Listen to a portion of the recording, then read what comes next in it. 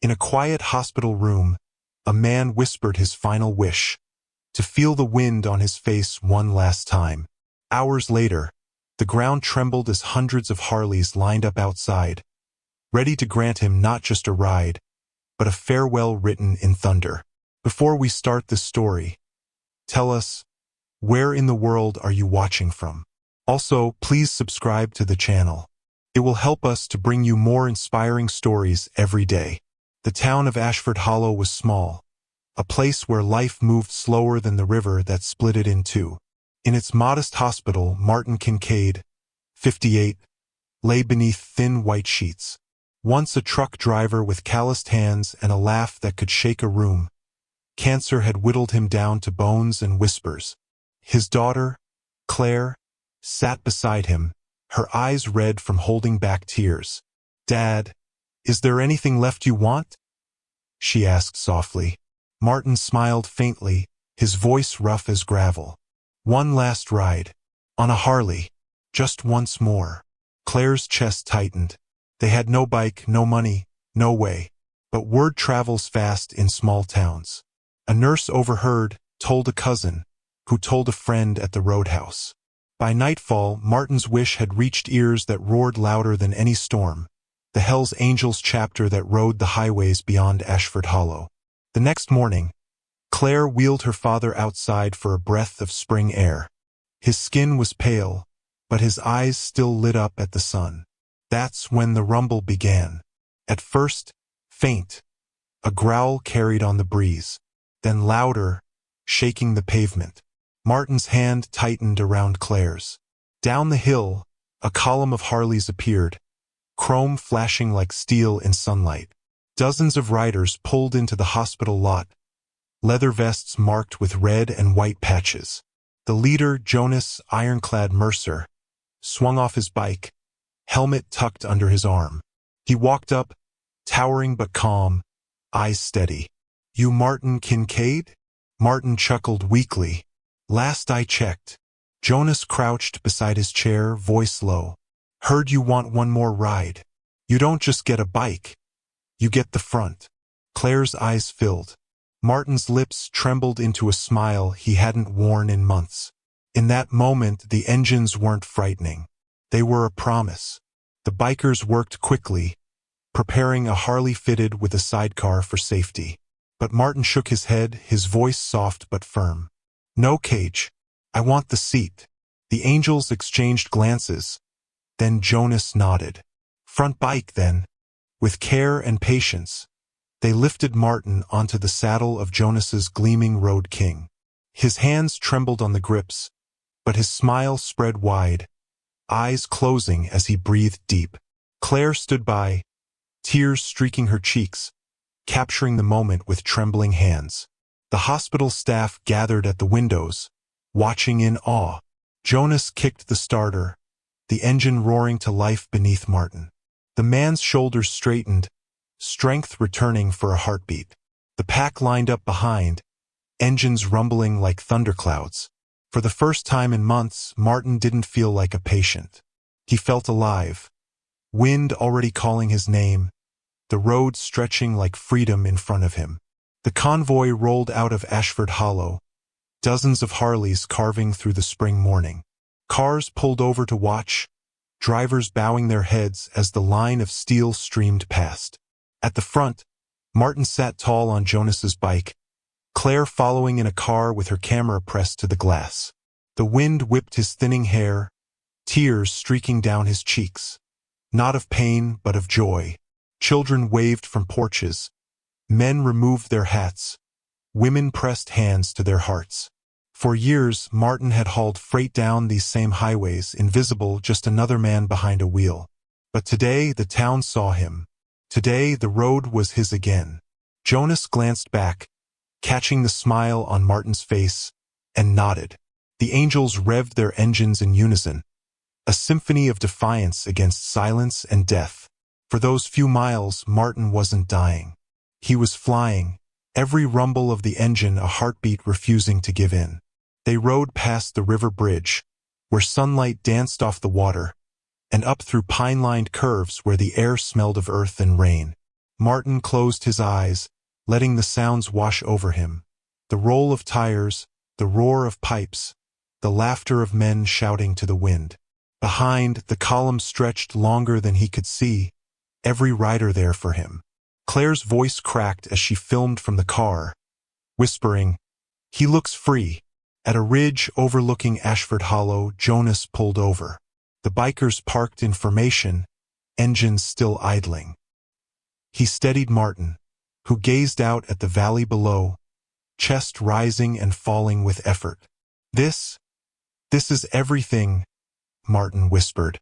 Jonas squeezed his shoulder. "Not done yet. You lead us back." The angels revved their bikes, waiting for the signal. And there he was, Martin Kincaid, cancer patient, father, trucker, dreamer, sitting at the head of an army of steel, ready to ride again. The ride back into Ashford Hollow grew louder, more defiant. At each intersection, more riders joined. Some locals, some strangers who had only heard the call. By the time they reached Main Street, the convoy stretched like a river of chrome. Shopkeepers stepped outside, hats in hand, as the procession passed. Martin sat at the front, his frail body held upright by the heartbeat of the engine. His eyes glistened. "Feels like I'm hauling freight again," he whispered, voice breaking. Claire, following close behind, wiped her tears, whispering, "No, Dad, you're leading." The townsfolk, who often eyed the angels with suspicion, now stood silent, moved by the sight. A dying man lifted by thunder, given dignity in a way no hospital room could. Children cheered, elders bowed their heads, and in the roar of engines, Martin felt something deeper than freedom. He felt remembered. At the town square, the bikes parked in perfect formation, engines idling low like a choir humming. Jonas helped Martin off the saddle, guiding him to a chair overlooking the fountain. Claire knelt at his side, clutching his hand. "How was it?" she asked. Martin's eyes shone with life. "Better than any road I've ever hauled." The angels stood in silence, helmets tucked under arms, forming a wall of respect. A local reporter snapped photos, but Jonas held up a hand. "No headlines. This ain't about us." Instead, he crouched beside Martin again. "What else you want, brother?" Martin coughed, breath short. "Just one more mile." Jonas grinned. "Then you'll have 10.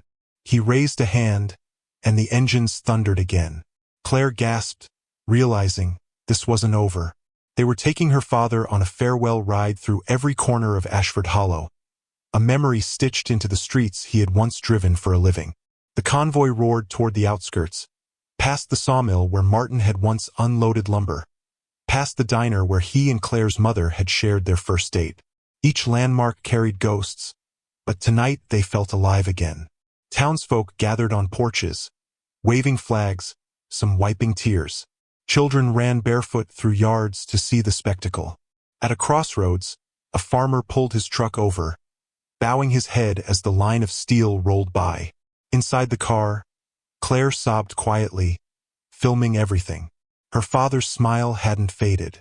In fact, it grew wider with each passing mile, as if every rumble stitched back the years cancer had stolen. Jonas leaned back slightly, shouting over the wind, "Still with me?" Martin raised a trembling hand, gripping the bar tighter. "With you all the way." The words rang like a vow, carried by the engines that shook the valley. For Martin, this wasn't just a ride. It was resurrection. As the sun dipped low, the convoy stopped at Riverside Overlook, a bluff where the highway curved above the water. The view stretched for miles, golden light spilling across the valley. The angels parked in a wide semicircle, bikes glinting like fire in the dusk. Jonas and 2 others carefully lifted Martin down, settling him on a bench. Claire knelt beside him, clutching his hand. "You okay, Dad?" He nodded, his voice hoarse. "I've never been better." Around them, the riders stood silent, leather vests fluttering in the wind, a circle of guardians. For years, Martin had been just another man fighting an invisible battle. Tonight, he was the center of a brotherhood's vow. He turned to Claire, tears streaking his cheeks. "Promise me you'll remember this sound." The engines rumbled low, a heartbeat beneath the fading light. Claire pressed her forehead to his. "I will." In the silence that followed, even the river seemed to bow its head. Night fell as the convoy returned to Ashford Hollow, engines echoing against the dark hills. Outside the hospital, staff and patients gathered, lining the walk with candles. Jonas rolled the bike to a stop, helping Martin dismount for the last time. Claire held his face gently. "Thank you, Dad," she whispered, though she wasn't sure if she meant for the ride or for a lifetime of love. Martin smiled faintly, the strength fading from his body, but not from his eyes. He looked at Jonas, then at the rows of angels behind him. "You gave me the road back," he said softly. Jonas's voice cracked for the first time. "Ride eternal, brother." The angels raised their helmets in silent salute as Martin was wheeled back inside, his head resting against Claire's shoulder. For one brief night, death didn't feel like an ending. It felt like a horizon, and Martin had reached it on the back of thunder. Back in his hospital bed, Martin's body weakened, but his spirit glowed. Nurses whispered about the convoy that shook Ashford Hollow, some secretly wiping away tears. Claire sat by his side, replaying the videos over and over. Martin chuckled. "I look like I could whip the wind." She squeezed his hand. "You did, Dad. You owned it." One evening, Jonas entered quietly, helmet in hand. He placed a leather patch on the table, the angel's emblem. "This was my brother's. He rode hard, he died proud. I want you to have it." Martin stared at it, lips trembling. "I don't deserve this." Jonas shook his head. "You earned it. Not by fighting, but by reminding us why we fight." Martin pressed the patch to his chest, eyes closing. Claire's heart cracked and swelled all at once. In that moment, she understood. The angels hadn't just given her father a ride. They had given him a place among them. Forever. Martin's decline was swift, but his room never emptied. Angels came in shifts, boots heavy in hospital halls, leaving coffee for nurses and toys for children in the ward. They stood like sentinels at his door, intimidating to strangers but gentle with Claire. One night, as rain tapped the windows, Martin whispered, "Why are they here for me?" Claire brushed his forehead, her voice trembling. "Because you mattered to them, Dad. Just like you matter to me." He smiled faintly. "Best convoy I ever hauled." Outside, the Harleys remained parked under the drizzle, chrome shining in streetlight. Nurses shook their heads at the sight, but even they smiled. Death usually felt lonely, sterile. But for Martin, it was wrapped in leather, thunder, and brotherhood. Claire realized she wasn't carrying this goodbye alone. These men, feared by many, were holding her grief on their shoulders too. It was a storm, but one she didn't have to weather by herself. One morning, Martin's breath came shallow, each inhale a battle. Claire clutched his hand, whispering, "It's okay, Dad. You can rest." His eyes fluttered open. "I just want to hear them." One last time, Claire's heart clenched. She rushed to the hall. Moments later, engines roared outside the hospital, rattling the windows. Nurses startled, patients stirred, but to Martin it was music. His eyes opened wider, a faint smile curling. "There it is, my road." Jonas stepped inside quietly, helmet under his arm. He leaned close. "We'll keep riding for you, brother. That's a promise." Martin squeezed Claire's hand one final time, his breath slowing, until silence settled. Tears streamed down Claire's cheeks, but when she looked up, she didn't just see loss. She saw an army of men ready to carry her father's spirit beyond the horizon. For Martin, death hadn't stolen his last ride. It had only extended it, forever. The funeral was held on a clear Sunday morning at Ashford Hollow's chapel. The pews overflowed. Truckers, townsfolk, nurses, and, at the back, rows of leather vests marked red and white. Claire stood at the pulpit, her voice trembling. "My father lived simple. He never asked for much. Just one last ride. And you," she turned to the angels, "you gave him more than that." You gave him dignity. Murmurs rippled, some uneasy, but most wiped their eyes. When the service ended, the angels stepped forward. Jonas placed Martin's patch on the casket. He rides with us now. Engines thundered outside, echoing like hymns. As the coffin was carried, the angels mounted their bikes, forming a convoy that stretched across the town. Claire followed, tears streaming, as the sound rose like a promise to the sky. Ashford Hollow had never seen a funeral like this, one written in chrome and thunder, a farewell carved into the highway itself. After the burial, the convoy didn't scatter. Instead, they returned with Claire to her small house, unloading food, firewood, and envelopes collected from riders across the state. Claire's hands shook. I can't accept this. Jonas's voice was steady. You're family now. That means we carry you, same as him. Sadie. No, correction, wrong name. Fix. Claire wiped her eyes, overwhelmed, as children from the block gathered to watch the Harleys glint in the sun. One boy whispered, "They look scary." His father replied softly, "Sometimes the scariest people have the biggest hearts." That night, as Claire sat on her porch, engines idled low in the distance. She clutched her father's patch, the threads rough under her fingers. For the first time since his passing, she didn't feel abandoned.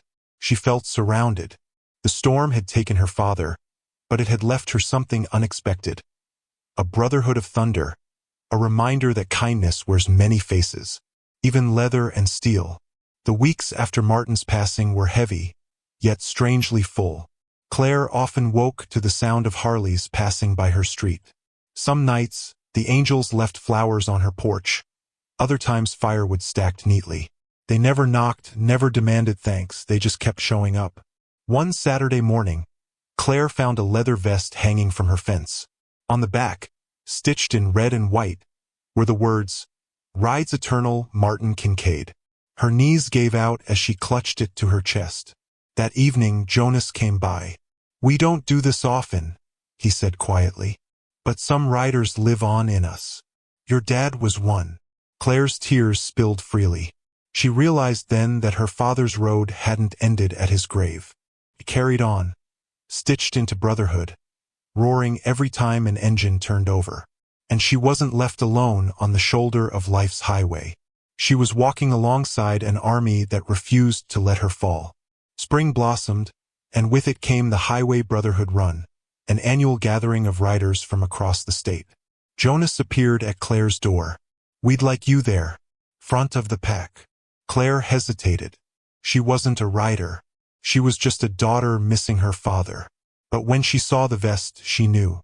The day of the run, the convoy stretched as far as the eye could see. Chrome flashing, flags waving. Claire rode in the lead car, holding Martin's vest against her chest. At the front, Jonas carried Martin's patch fixed to his handlebars. As they roared through the valley, people lined the roads, waving, cheering, some weeping openly. Claire closed her eyes, hearing the thunder, feeling it in her bones. It was the same sound her father had asked for on his last day. Only louder now, bigger, eternal. She whispered into the wind, "Dad, you're still here." And in the roar around her, she felt him answer. When the convoy reached the river bridge, Jonas signaled a halt. Hundreds of bikes idled in unison, their engines humming like a heartbeat. Claire stepped forward, Martin's vest in her arms. Jonas nodded. "This is where we honor him." Together they raised the vest high. Riders bowed their heads, helmets resting against handlebars.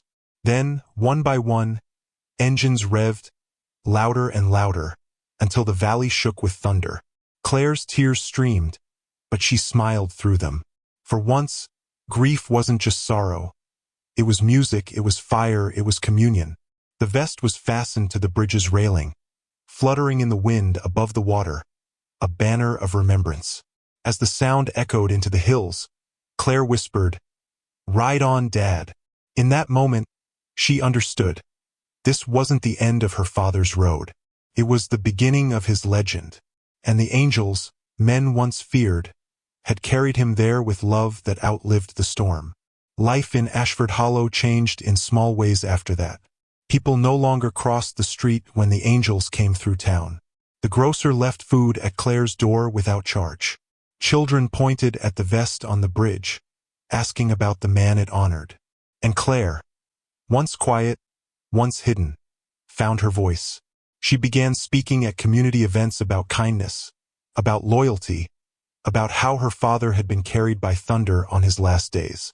Each time, Jonas or another angel would stand silently at the back, helmet tucked under an arm, not seeking credit, but ensuring she was never alone. One evening, Claire sat by the river, the vest rippling in the wind above her. A child asked, "Was he brave?" Claire smiled softly. He was more than brave. He was loved. And that, she realized, was the greater legacy. Not the ride, not the roar, love, carried on two wheels and a promise kept. Months later, on a golden summer evening, Claire heard the familiar rumble outside her door. Jonas stood there, helmet in hand. "We're riding out to the ridge tonight," he said. "Thought you might want to see the stars the way your dad did." Claire followed in her car, heart steady. At the ridge, the bikes lined up, headlights off, only the starlight above. Jonas handed her a helmet. "Want to lead us?" Claire trembled, then nodded. She slid onto the saddle behind him, clutching Martin's vest tight. The convoy rolled into the night, engines soft, like a hymn. As the road stretched before them, Claire closed her eyes and felt the wind on her face. For a fleeting moment, it was as if her father was there, laughing, free. Tears blurred her vision, but her smile held. The road had taken him, but it had given her something too. Family, brotherhood, and the eternal sound of love, written in thunder. Sometimes the last ride isn't about saying goodbye. It's about carrying love forward on every mile after.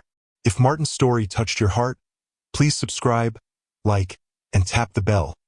So more stories of resilience, loyalty, and unexpected brotherhood ride into your life.